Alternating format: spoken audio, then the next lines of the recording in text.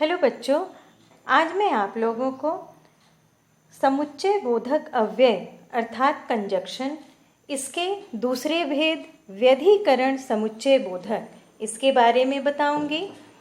तो व्यधिकरण समुच्चय बोधक ये एक या अधिक आश्रित उपवाक्यों को प्रधान वाक्यों से जोड़ने वाले अव्यय व्यधिकरण समुच्चय बोधक कहलाते हैं। इसमें एक जो होता है वो प्रधान वाक्य होता है और आश्रित वाक्य एक भी हो सकता है और एक से अधिक भी हो सकते हैं। तो इन दोनों को जोड़ने का जो कार्य करता है अव्यय, उसे हम व्यधिकरण समुच्चय बोधक अव्यय कहते हैं। उदाहरण से समझते हैं। जैसे यदि मैं दौड़कर जाता तो उसे बचा लेता। यहाँ उसे बचा लेता ये मुख्य वाक्य है, प्रधान वाक्य है, और ये मैं दौड़कर जाता ये आश्रित वाक्य है, इसके ऊपर आश्रित है। और इसे जोड़ने का कार्य यदि और तो ये दोनों अव्यय कर रहे हैं, तो इसलिए ये व्यधिकरण समुच्चय बोधक अव्यय हुए। अब इनके भेद के बारे में जानते हैं। व्यधिकरण समुच्चय बोधक 4 प्रकार के होते हैं। पहला भेद है कारण बोधक। नाम से ही कारण, जिससे हमें कारण का पता चले, इसके अंतर्गत आते हैं क्योंकि, चूंकि, इसलिए कि, ताकि, इस तरह के अव्यय इसके अंतर्गत आते हैं। इनसे प्रधान वाक्य और आश्रित उपवाक्यों में कार्य कारण संबंध होता है, अर्थात जो मुख्य वाक्य होता है, प्रधान वाक्य, उनसे आश्रित वाक्य जो जुड़े होते हैं वो किसी न किसी कारणवश जुड़े होते हैं। जैसे उदाहरण से समझते हैं, कल मैं नहीं आ सका क्योंकि मैं बीमार था। यहाँ मुख्य वाक्य मैं बीमार था, क्यों नहीं आ सका, तो बीमार था इसलिए मैं नहीं आ सका।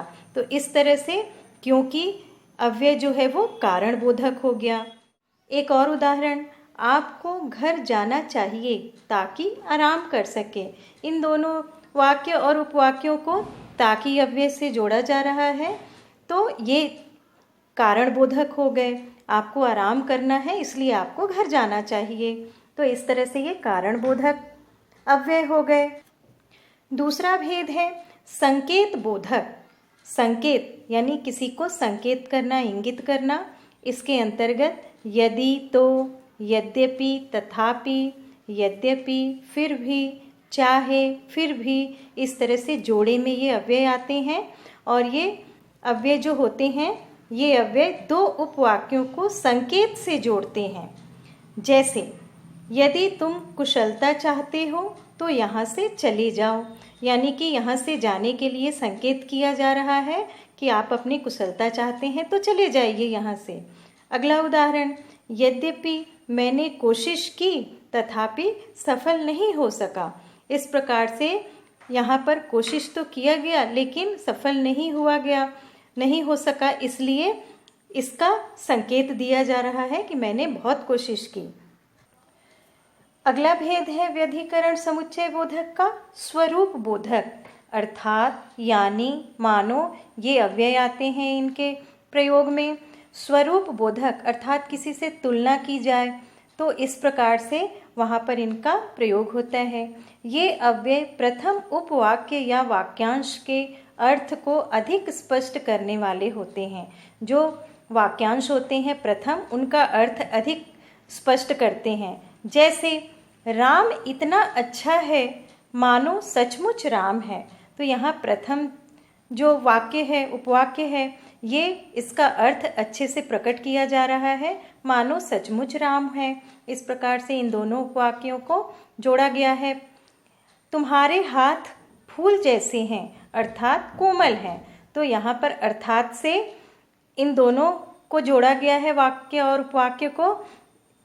और यहाँ प्रथम जो उपवाक्य है इसका अधिक अर्थ स्पष्ट हो रहा है। इस प्रकार से ये तुलना भी की गई है। फूल के समान हाथ की तुलना हुई है, राम के समान, राम की अच्छाई के समान तुलना की गई है। तो ये स्वरूप बोधक अव्यय हो गए। अगला भेद है उद्देश्य बोधक, अर्थात किसी कार्य का उद्देश्य पता चले हमें। इसके अंतर्गत ताकि, जिससे, इसलिए, कि ये सारे अव्यय आते हैं। ये अव्यय आश्रित उपवाक्य से पूर्व आकर मुख्य उपवाक्य का उद्देश्य स्पष्ट करते हैं। जैसे उदाहरण से समझते हैं, वह रात दिन पढ़ती है। यहाँ पर ये मुख्य वाक्य हो गया कि वह रात दिन पढ़ती है ताकि प्रथम श्रेणी प्राप्त कर सके। तो इसका उद्देश्य जो है आश्रित वाक्य के पहले ताकि अव्यय आया है, इससे प्रकट होता है, इसका उद्देश्य प्रकट होता है। मुख्य उपवाक्य का उद्देश्य प्रकट होता है कि वह प्रथम श्रेणी प्राप्त करेगी, इसलिए वह रात दिन पढ़ती है। यात्री भागा जिससे कि गाड़ी पकड़ सके। यहाँ आश्रित उपवाक्य है, इसके आगे जिससे अव्यय लगा हुआ है।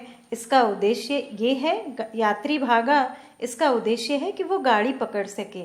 इस प्रकार से ये आश्रित उपवाक्यों के पूर्व इनका प्रयोग होता है। इस प्रकार इनका कोई न कोई उद्देश्य होता है।